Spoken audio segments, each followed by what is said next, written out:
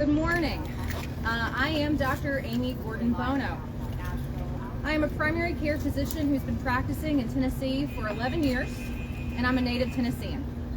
And today we take a huge step back for healthcare in Tennessee. At this moment, the Human Life Protection Act is in effect. And don't be fooled by this law's name. The makers of this legislation fail to realize how inhumane this law really is. And our speakers today will share their stories and concerns to convince you of how extreme and uncompassionate these rules really are. This trigger law criminalizes abortion. No exceptions. No exceptions for rape, no exceptions for incest, no exceptions for deadly fetal abnormalities, and no exceptions for the life or health of the mother. Now, the abortion provider can mount an affirmative defense for acting to save the mother's life, but the scales of justice are tipped in favor of the state with an affirmative defense instead of an exception to the law. So let's be clear. These hardworking, empathetic doctors standing here could be considered criminals for doing their jobs and saving your life. These doctors must shoulder the burden of proof against the state, and these care providers must prove they are innocent because of careless politicians. These doctors could be criminals for helping their patients not only live, but live their best chosen life. On the steps of this criminal court, we stand up for our rights to comprehensive reproductive health care, and we stand up for the rights as medical professionals to provide that health care without interference from politicians. We thank you for joining us today, and the next time you see us here, we could be in handcuffs defending our patient care practices.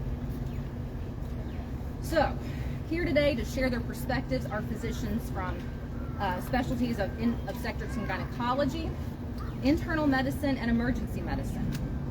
And starting off our conversation today will be Dr. Laura Andresen.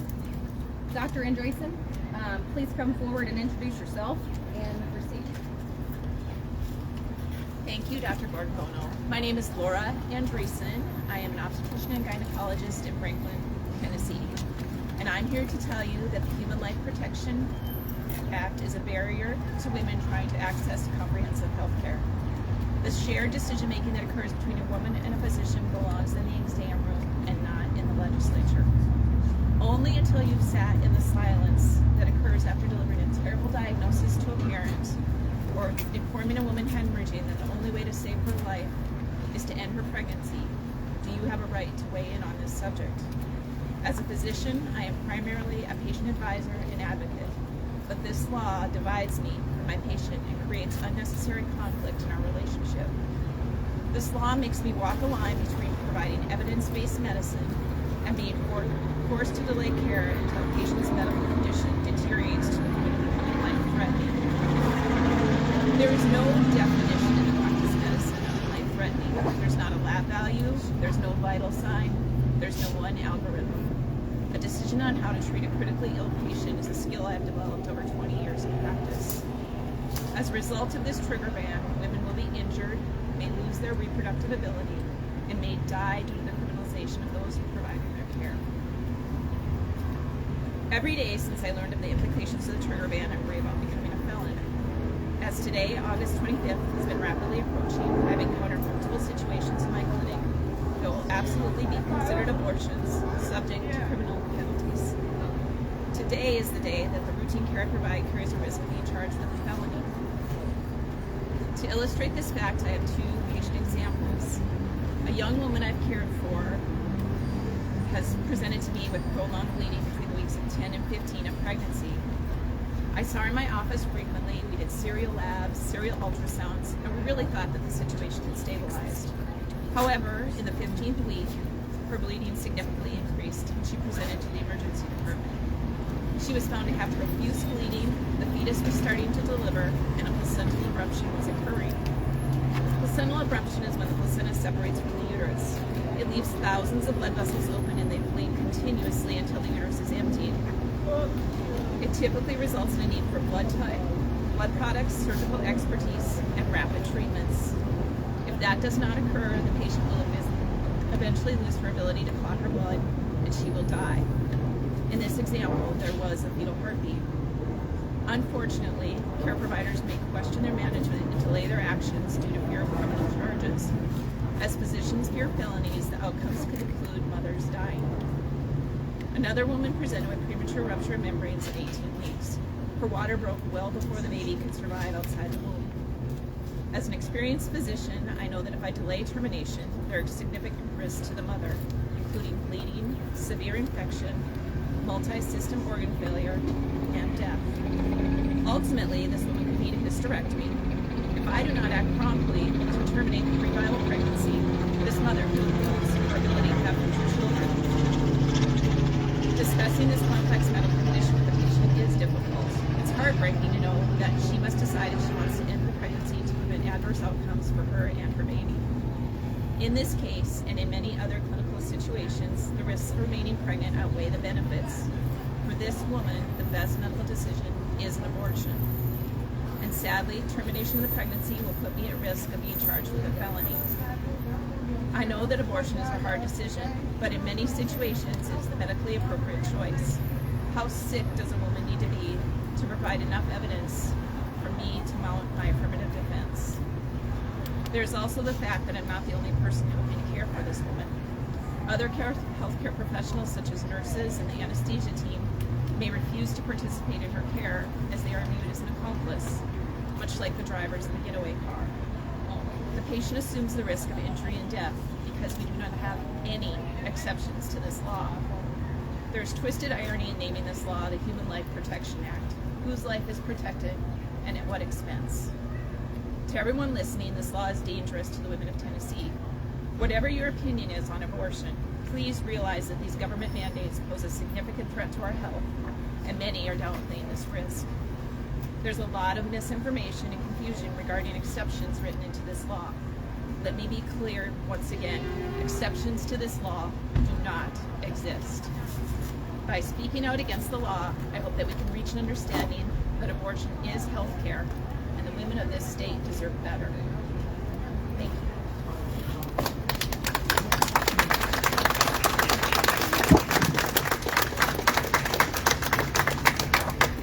So thank you, Dr. Laura Andreessen. I think that her comments really demonstrate how physicians are in between a rock and a hard place, trying to balance criminal liability with medical malpractice. So when we have doctors that are that conflicted in trying to provide care, our patients are going to suffer even more. A topic that Dr. Andreessen did not touch on is ectopic pregnancy. There is a lot of confusion in the law about how to handle ectopic pregnancy and the definitions of criminality with ectopic pregnancy. When the law is not clear, it is dangerous. And another physician will step forward soon, Dr. Richard Borland. He is going to share his family's experience with deadly fetal abnormalities and his family's journey to find health care.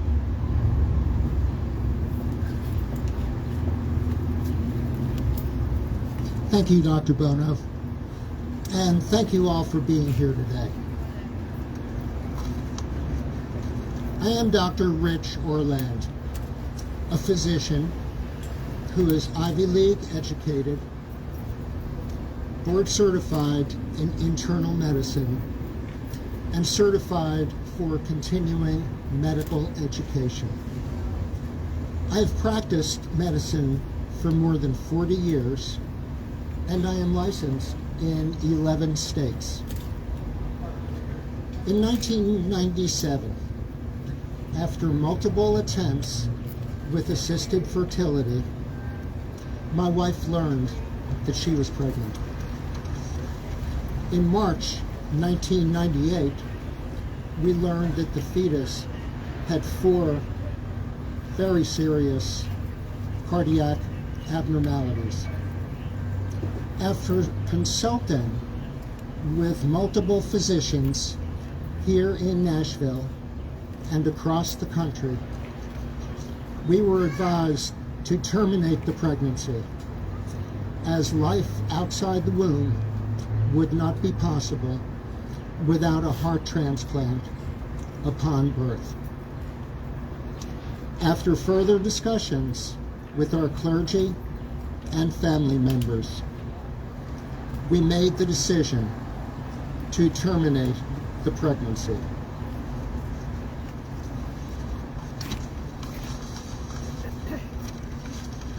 We donated the fetus to Vanderbilt Medical Center for medical research. The decision to terminate the pregnancy was made between my wife, her clergy, and her physicians. Never once did we consult a politician.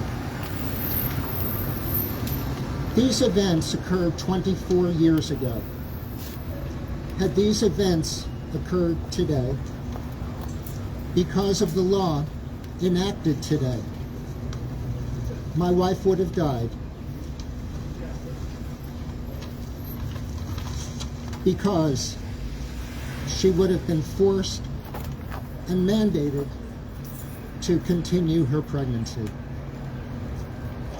So we need to prepare ourselves for women to die because of this law. As I mentioned, I am a physician licensed to practice medicine in 11 states.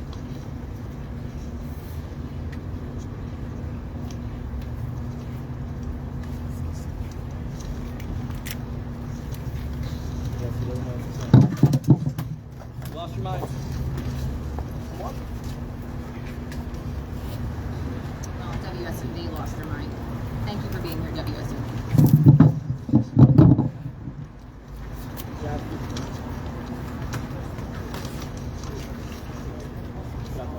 I'm a physician licensed to practice medicine in 11 states. I say that Governor Lee and all members of the Tennessee General Assembly who voted for this law should be charged with practicing medicine without a license and medical malpractice, and should be held responsible to the full extent of the law.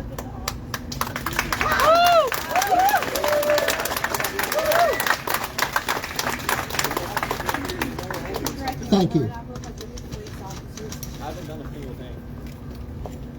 I'm standing. Thank you, Dr. Orland. What a joke. I think that the law that exists in Tennessee right now is insensitive to your family's needs and is uncompassionate.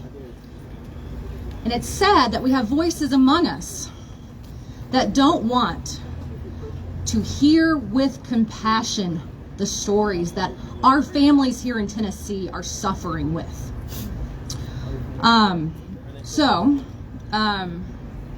We're going to continue our conversation with an emergency medicine physician, Dr. Mary Jane Brown. Come forward and tell us some stories.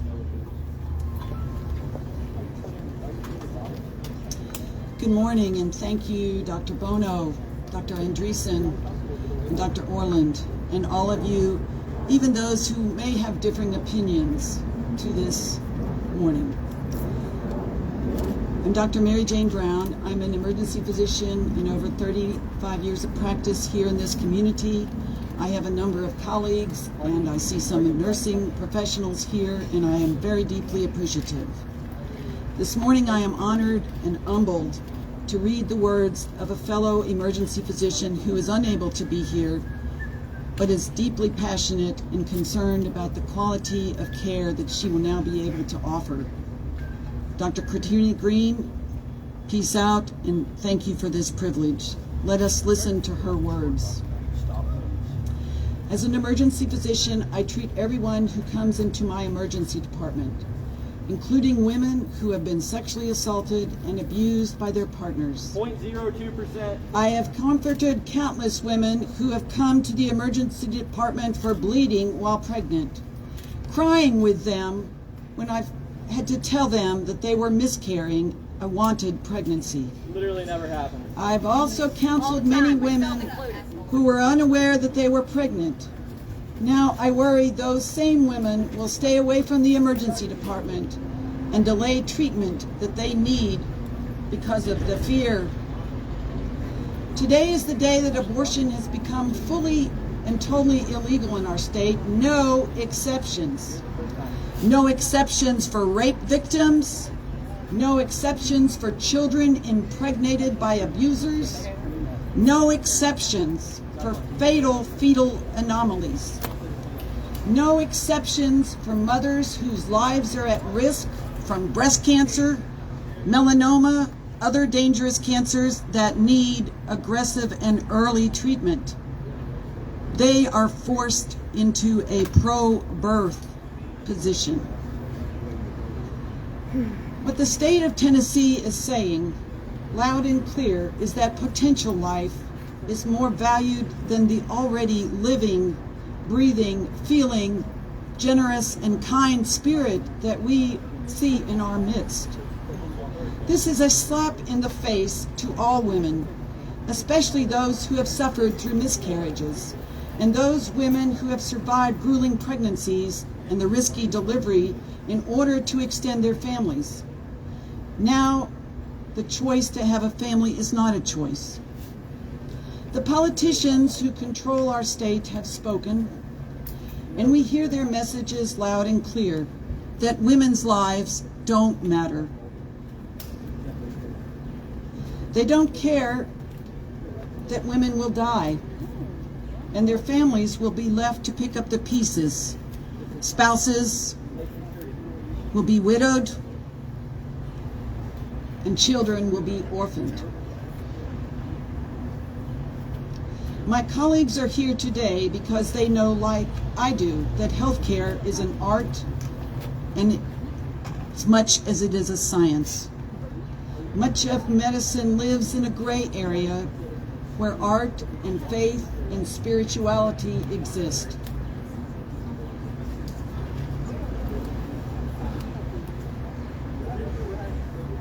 Because of that gray area, doctors and their patients should be left to make the decision about health care without government interference. Doctors take a sacred oath to first do no harm, and this oath is to the living, breathing patient in front of us. As an emergency physician, I was taught that the mother's life takes priority during any life-threatening situation. How about the other 99%? Today, I must choose between my medical training and obeying the law, between malpractice and criminalization. Many other doctors in the emergency departments, in the clinics, and in labor and delivery wards are now facing those same terrible choices. We have a long and uphill road to climb in order to fix this law. And as a physician, I am not perfect, and I certainly share that grace with politicians who are not perfect. We need to fix this and win back the right to patient-centered, evidence-based care, including reproductive health care. I am grateful for the solidarity of my brothers and sisters in this community in medicine for the support that you bring this morning. Together, we can all work to make Tennessee a safe and healthy place for everyone, no matter skin color, no matter religious faith, beliefs, no matter what your bank balance or zip code are. The fight is not over. It is just beginning. Let us choose life, as it says in Deuteronomy 30:19. Choose life. Amen. And thank you, Dr. Green.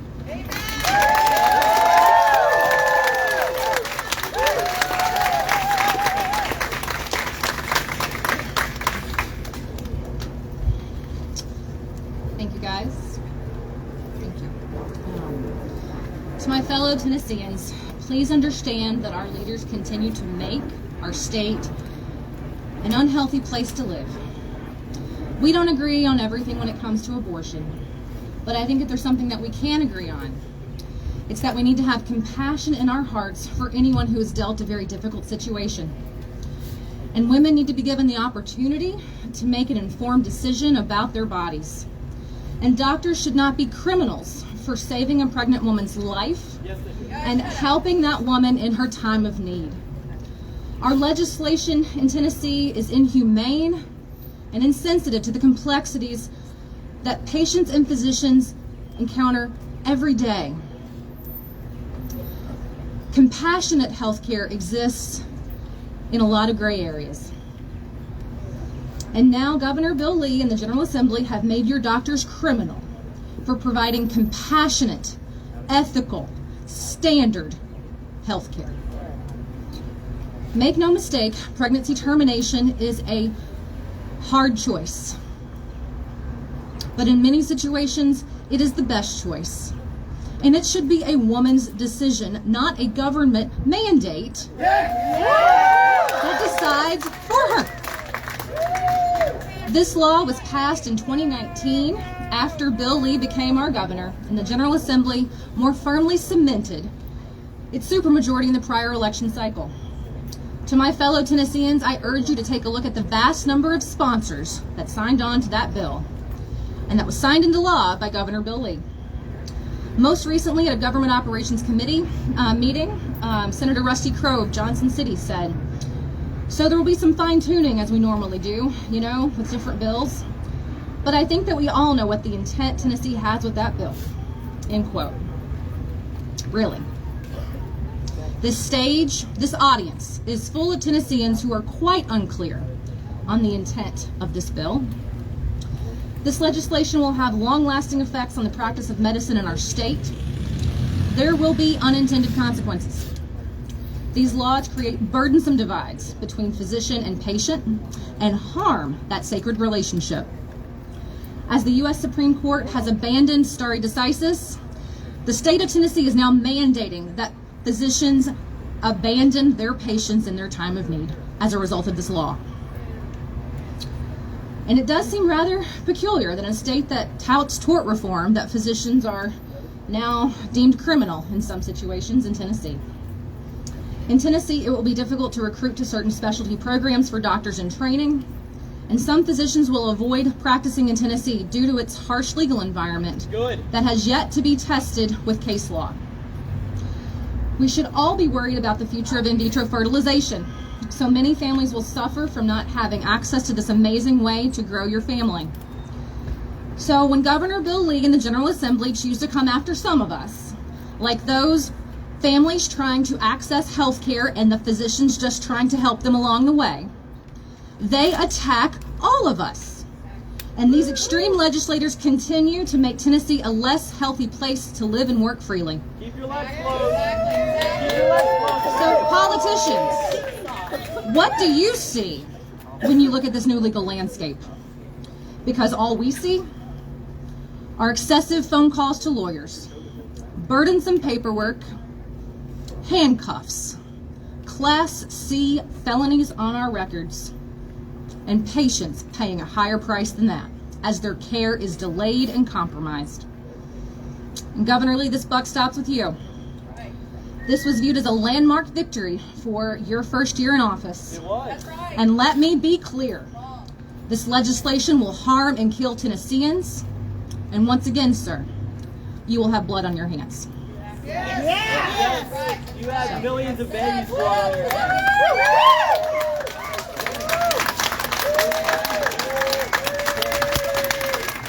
I want to thank everyone for joining us today.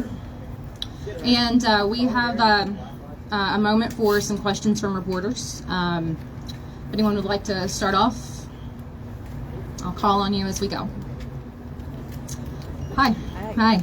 Thanks for taking us through the perspective of doctors. Can you give us a sense, or can somebody give us a bit more of a sense of I guess, what the perspective of patients has been. What are they telling you? How scared are they? Are they confused about these trigger bans? And if so, what's the message that you have for them? Right. So, Farah from from Australia. Yeah.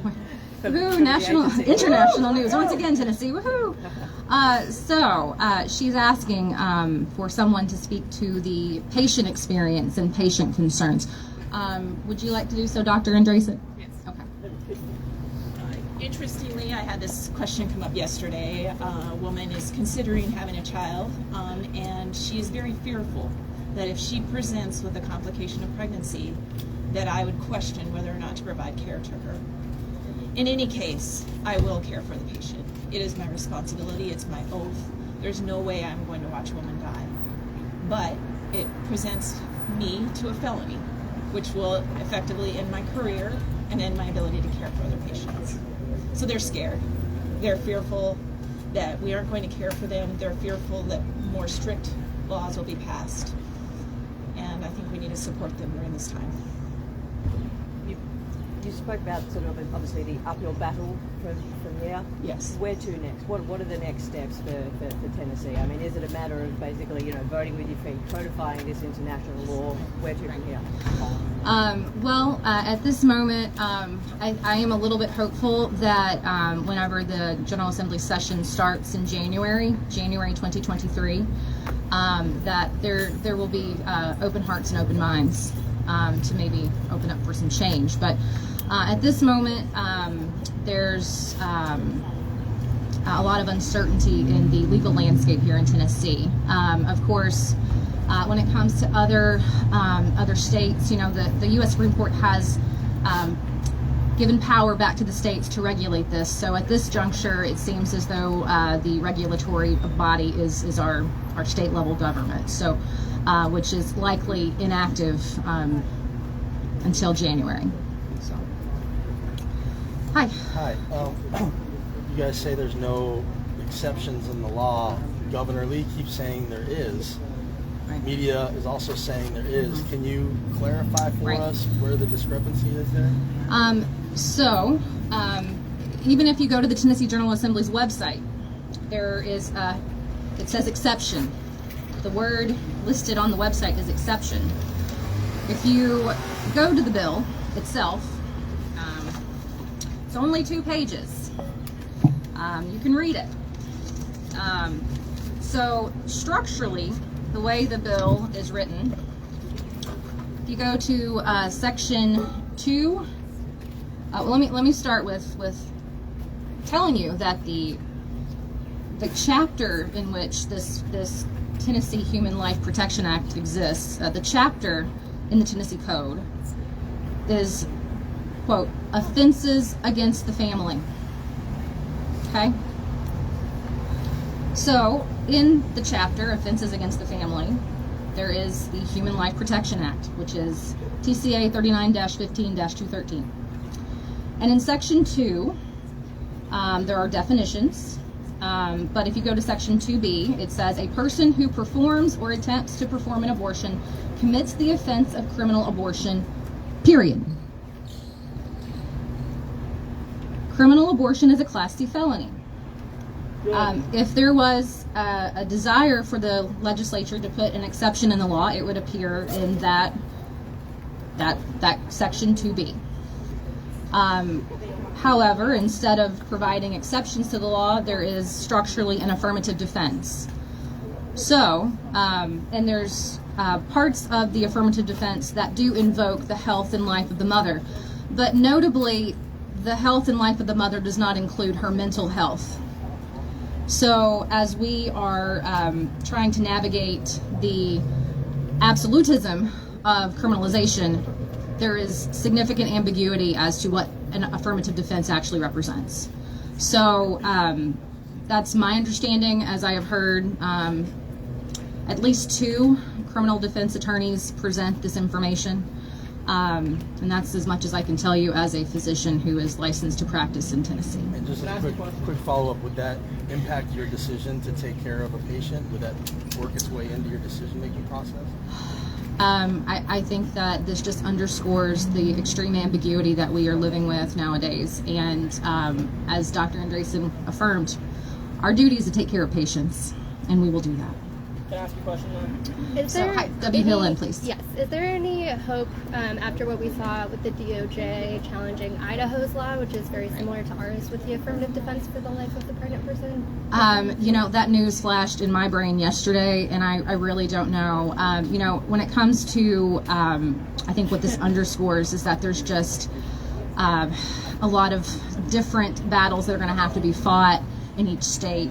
And it certainly would be nice if we could have a more unifying experience among our 50 states. Would you want the Department of Justice to challenge Tennessee's law? I will welcome any challenge to this law because it will make my life a lot easier.